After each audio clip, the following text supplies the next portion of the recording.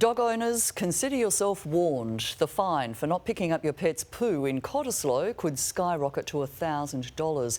And if that doesn't stink enough, it could apply to every person with the animal. Lawyer Stephen Brown is here to talk us through this one. Thanks for joining us, Stephen. Good evening, Monica. Firstly, can you just explain this fine hike for us? I mean, how is a council able to increase a fine by so much? It was actually quite deceptive. What's occurred is that on-the-spot fine was $250 and it's been that way since 2011 in the town of Cottesloe.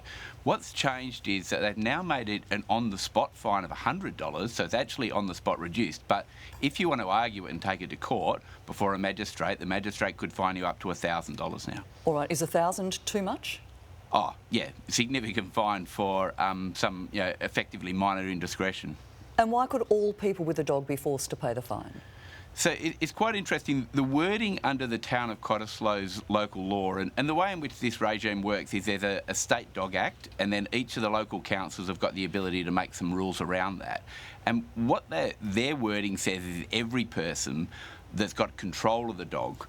But what actually, if you then look at the Dog Act, what that means is it means that anyone who owns a dog or has possession of the dog or is the owner of the house in which the dog lives. So I don't think they could fine everyone that's with a dog at the time. All right. Now, have increases like this then been successful in the past? Well, what happened is WALGA came in and they made these model rules for each of the local governments to be able to follow, and all the town of Cottesloe are now doing is they're updating their old 2011 law to what the model rules are. So there have been other local governments that would have adopted those model rules. Cottesloe attracts plenty of visitors, Stephen. Should more be done to keep this tourist attraction clean? Look, it's an iconic Perth location, Monica. We definitely want it to be cleaned. Tourists go there all the time. The Perth public and the West Australian public love the location. So, yes, we should be doing everything we can to keep it pristine. Now, the topic took off on our Facebook page. Paul Thompson says, "I'm glad this is coming. The amount of owners who do this is astounding." How effective are fines in changing people's behaviour? Anecdotally, not great. But if there was a repeat offender, I think we would find in those circumstances that it would become, quite a significant amount that they would be fined. And I think that's what the local government are trying to stop. And what we have to know is that it's going to be difficult to police. It's only going to happen when a ranger finds someone doing it, or if someone is able to get enough evidence to convince a ranger to go ahead with a prosecution. Regarding the fine increase, Russell Creedon reckons should be statewide. Yeah, well, it would be easier probably if it was managed on a state basis, but the way in which this regime works is each of the local governments have got the obligation to both police it through their rangers and then to create the enforcement obligations. And that was a pretty common sentiment throughout, actually, with people believing that it should be statewide. Diggs Lindsay says, understand a fine, but $1,000 is a bit crazy. Revenue raising much? And you would agree? Yeah, well, not necessarily with the revenue raising side of things, but the amount. The difference really is now that there's a higher fee if you want to take it to court. So it was a set fee of $250, regardless of whether you paid it when you were fined or if you wanted to dispute it in court. And now we've just got that difference between an on-the-spot fine and if you want to take it to court. However, Dan Stanley reckons that $1,000 is still not enough. If they leave their dog poo on a sports oval, it should be $10,000. Yeah, well, no one wants to be running across a sports field and cop that on their boots, so I sort of understand the sentiment. But, yeah, look, we've got to be sensible about these things as well. Mike Osborne writes, I'm sure I read somewhere that councils are not legally authorised to issue fines.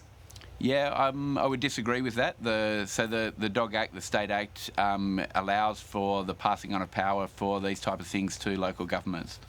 Janice Domir writes, hard to actually catch the lazy owners, and as you mentioned earlier, it would be quite difficult to police.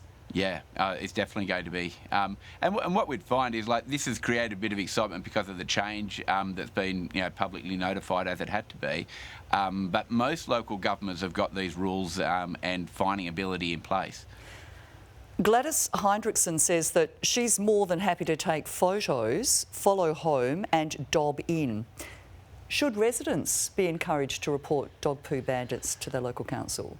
Well, I think they'd have to speak to their local government about that. The whole issue will then become is that sufficient evidence, and how will they go about prosecuting, tracking the people down. It's easy if they a ranger catches them on the spot, but otherwise how are they going to know who it was and whose dog it was, and that sort of evidence might be difficult. Crystal Ann Coates suggests maybe there should be more bins so people can put it in the bin. What are council obligations concerning pets in their local area?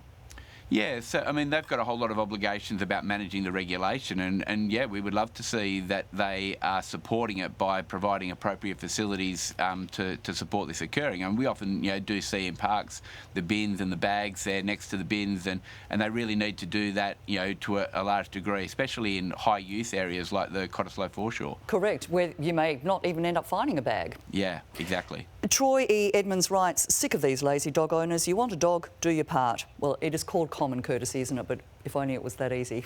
Yeah. And Which was only common. And finally, this one from Blake Alexander. Time to walk in cot. There are many benefits of doing the right thing, aren't there? Oh, look, definitely. I mean, areas like Cottesloe are both attractive to Perth people, but definitely attractive to state and foreign tourists as well. So if we want to put on the best image of Perth, we want these areas looking pristine. And pick up after our dogs. Stephen Brown from Lynn and Brown Lawyers, thank you for your time. Thank you, Monica.